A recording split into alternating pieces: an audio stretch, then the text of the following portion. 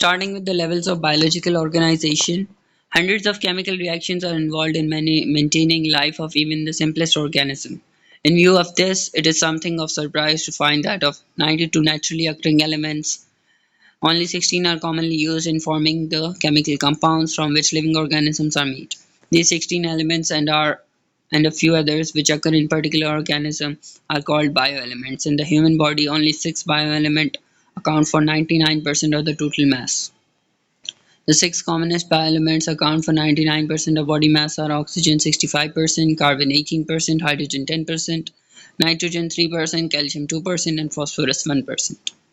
The fact that the same 16 chemical elements occur in all organisms and the fact that their properties differ from those in the non-living world shows that the bioelements have special properties which make them particularly appropriate as basis for life. Biological organization is not simple.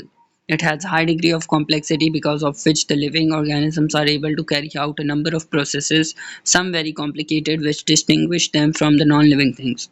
A living thing has built-in regulatory mechanisms which interact with the living environment to sustain its structural and functional integrity. A living thing is therefore composed of highly structured living substance or protoplasm.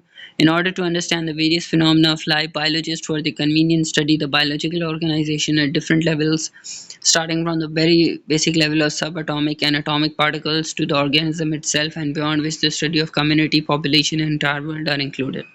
Biological organization can be divided into the following levels. Biosphere, the part of Earth inhabited by living organisms, include both the living and non-living components. Ecosystem is a community together with its non-living surroundings. Community, two or more populations of different species living and interacting in the same area. Population, members of one species inhabiting the same area. Species, very similar, potentially interbreeding organisms. Multicellular organisms, and individual living, the composed of many cells, organ system, two or more organs working together in the execution of a specific body function organ, a structure normally composed of several tissue types that form a functional unit.